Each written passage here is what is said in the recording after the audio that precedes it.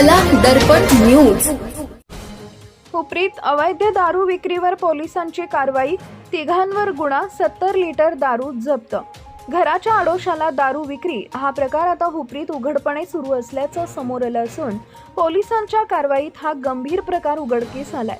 शहरातील 3 ठिकाणी सुरू असलेल्या अवैध दारू विक्रीवर पोलिसांनी धडक कारवाई करत तिघांविरुद्ध गुन्हा दाखल केलाय। हुपरी इथं काही ठिकाणी राहत्या घरातूनच खुलेआम गावठी देशी दारू विक्री सुरू असल्याची माहिती पोलिसांना मिळाल्यानंतर छापेमारी करण्यात आली।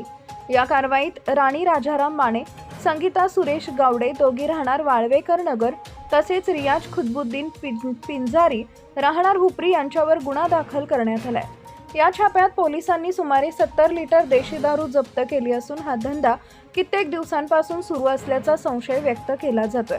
अजून हुपरी पोलीस स्टेशन हद्दीमध्ये राजरोसपणे अनेक दारू अड्डे सुरूच आहेत, त्यांच्यावर कारवाई कधी असा प्रश्न उपस्थित होतोय। एवढ्या उघडपणे चालणारा हा धंदा पोलिसांच्या नजरेतून इतके दिवस कसा सुटला? स्थानिक प्रशासनाला याची कल्पना नव्हती का, की कुणाच्या आशीर्वादाने हा व्यवसाय सुरू होता?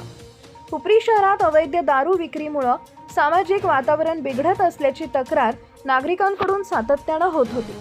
मात्र कारवाई उशिरा झाल्यानं नागरिकांमध्ये नाराजी व्यक्त होतीये। पोलिसांनी या प्रकरणी महाराष्ट्र दारूबंदी कायद्याअंतर्गत गुन्हा दाखल केला असून पुढील तपास सुरू आहे। दरम्यान शहरात अशा प्रकारच्या धंद्यावर आता कडक कारवाई होणार का, याकडे सर्वांचं लक्ष लागलंय। Subscribe now and press the bell icon.